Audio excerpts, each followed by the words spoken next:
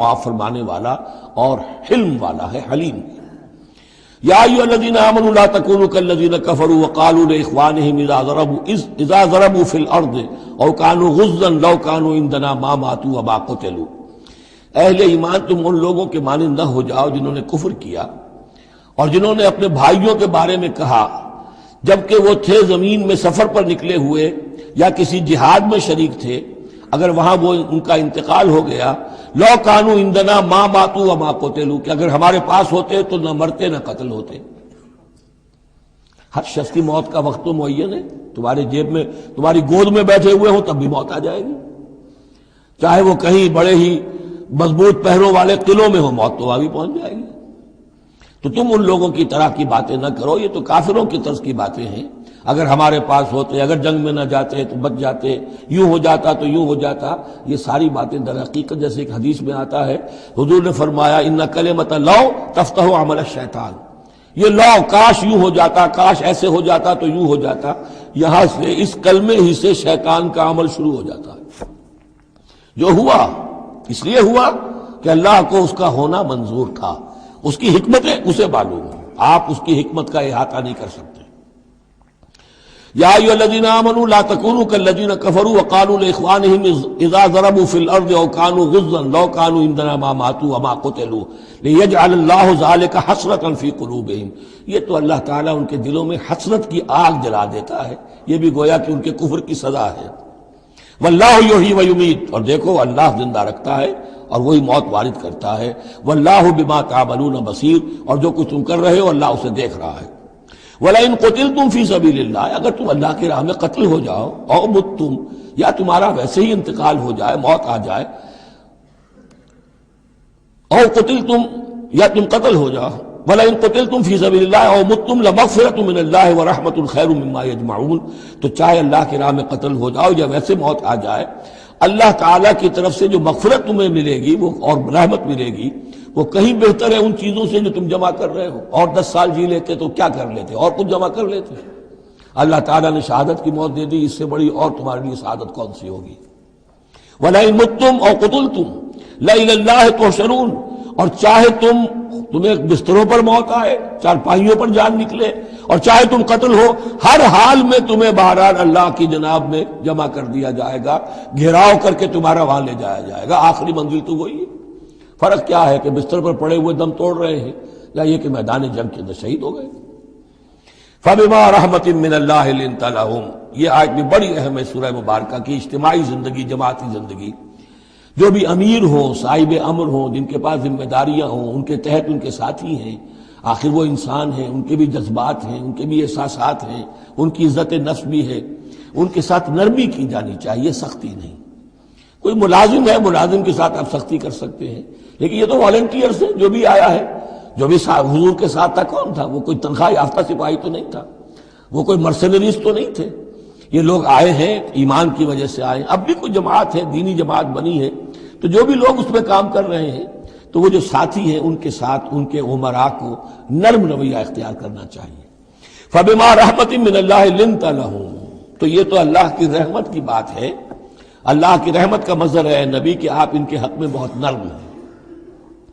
وَلَوْ كُنْتَ فَظًّا غَلِيظَ الْقَلْبِ، اور اگر ہوتے آپ تند خو اور سخت دل، لَانفَضُّوا مِنْ حَوْلِكَ، تو یہ آپ کے ارد گرد سے منتشر ہو جاتے، آپ کو چھوڑ کر چلے جاتے۔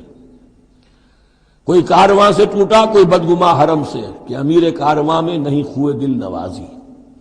لَانفَضُّوا مِنْ حَوْلِكَ فَاعْفُ عَنْهُمْ، اب چونکہ اتنی بڑی غلطی ہوئی تھی، بہت بڑا چرکا لگ گیا تھا مسلمانوں کو، حضور سے کہا جا رہا ہے اپنے ان ساتھیوں کے بارے میں بھی اپنے دل میں میل مت آنے دیجیے۔ غلطی ہو گئی ہے، کوتاہی ہو گئی ہے، اللہ نے معاف کر دیا ہے، فَاعْفُ عَنْهُمْ، تو آپ بھی انہیں معاف کر دیں، عام حالات میں بھی معاف کرتے رہا کریں۔ وَاسْتَغْفِرْ لَهُمْ، جو خطا ہو گئی یا ہو جائے اس پر استغفار کیا کریں ان کے لیے۔ وَشَاوِرْهُمْ فِي الْأَمْرِ، اور یہ نہ کریں کہ اب آئندہ ان کی کوئی بات نہیں سننی، نہیں، مشورے میں شامل رکھیے ان کو بھی، اور ان سے مشورہ کرتے رہا کیجئے امر میں۔ اس سے بھی باہمی اعتماد پیدا ہوتا ہے کہ ہمارا امیر ہم سے مشورہ کرتا ہے، ہماری بات کو اہمیت دیتا ہے۔ یہ بھی گویا کہ در حقیقت اجتماعی زندگی کے لیے بہت ہی ضروری بات ہے۔ فَإِذَا عَزَمْتَ، البتہ جب مشورے کے بعد آپ کا دل ٹھک جائے، آپ ایک ارادہ کر لیں، فیصلہ کر لیں، فتوکل علی اللہ، تو اب کسی شخص کی بات کی پرواہ نہ کیجئے، پھر توکل سارا اللہ کی ذات کے اوپر۔ یعنی حضور نے مشورہ کیا تھا اس وقت، کچھ لوگوں کی رائے وہی تھی جو حضور کی رائے تھی، لیکن کچھ حضرات نے کہا کہ ہم تو کھلے میدان میں، ہم کاہے کو جان بچا کر بیٹھے یہاں پر، ہمیں تو شہادت کی موت چاہیے، شہادت مطلوب و مقصود مومن۔ تو حضور نے ان کی رعایت کی، فیصلہ کر دیا۔ اب جو فیصلہ حضور کا ہے اب اس پر توکل، اس لیے کہ اس کے فوراً بعد جب حضور حضرت عائشہ کے حجرے سے برآمد ہوئے ہیں تو خلاف معمول آپ نے زرہ پہنی ہوئی تھی، ہتھیار لگائے ہوئے تھے، اس سے اندازہ ہو گیا کہ معاملہ کوئی سخت ہے جو آنے والا ہے۔ تو پھر ان لوگوں نے کہا حضور ہم اپنی رائے واپس لیتے ہیں، جو آپ کی رائے اس پر عمل کر لیں، یہ اس کا معاملہ ہے۔ جب ایک فیصلہ ہو جائے تو یہ نہیں کہ اب دل میں یقین ہو جائے آدمی، ابھی ادھر ابھی ادھر، نہیں، پھر اس کے اوپر جم جائے۔ فَإِذَا عَزَمْتَ، جب آپ ایک فیصلہ کر لیں، فَتَوَكَّلْ عَلَى اللَّهِ، تو اللہ پر توکل کیجئے، ان اللہ يحب المتوکلین، یقیناً اللہ تعالیٰ توکل کرنے والوں کو پسند کرتا ہے۔ ان ینصرکم اللہ فلا غالب لکم، اے مسلمانوں دیکھو، اگر اللہ تمہاری مدد کرے گا کوئی تم پر غالب نہیں آ سکتا۔ وَإِن يَخْذُلْكُمْ، اور اگر اللہ تمہاری مدد چھوڑ دے، دستکش ہو جائے، فَمَنْ ذَا الَّذِي يَنصُرُكُم مِّن بَعْدِهِ، تو کون ہے وہ جو تمہاری مدد کرے گا اس کے بعد۔ وَعَلَى اللَّهِ فَلْيَتَوَكَّلِ الْمُؤْمِنُونَ، پس اللہ ہی پر توکل کرنا چاہیے ایمان والوں کو۔ وَمَا كَانَ لِنَبِيٍّ أَن يَغُلَّ، اور کسی نبی کی یہ شان نہیں ہے کہ وہ غل کرے۔ اب یہ غل اور غل یہ دو الفاظ ہیں عربی زبان کے، عام طور پر جو غل کا لفظ آتا ہے وہ مال غنیمت میں سے کسی چیز کا چوری کر لینا، اور غل ہے دل میں کینہ ہونا۔ تو ایک خیال تو یہ ہے، اور یہ روایات ہیں کہ حضور پر کچھ منافقوں نے الزام لگایا تھا کہ مال غنیمت میں آپ نے کوئی خیانت کی ہے، معاذ اللہ ثم معاذ اللہ۔ تو اس کا جواب دیا جا رہا ہے کسی نبی کی یہ شان نہیں ہے کہ وہ کوئی چوری کرے، کوئی چیز چھپائے۔ وَمَن يَغْلُلْ يَأْتِ بِمَا غَلَّ يَوْمَ الْقِيَامَةِ، اور جو کوئی ایسا کام کرے گا وہ تو پھر جو کچھ اس نے چھپایا ہوگا لے کر حاضر ہوگا قیامت کے دن۔ ثم توفى كل نفس ما كسبت وهم لا يظلمون، پھر ہر ذی نفس کو دے دیا جائے گا، توفا دیکھیے پھر وہ دیا جانا، وفا یوفی، یوفا توفا، ثم توفى كل نفس، پورا دے دیا جائے گا ہر جان کو، ما کسبت، جو کچھ اس نے کمایا ہوگا، وهم لا يظلمون، اور ان پر کوئی ظلم نہیں ہوگا۔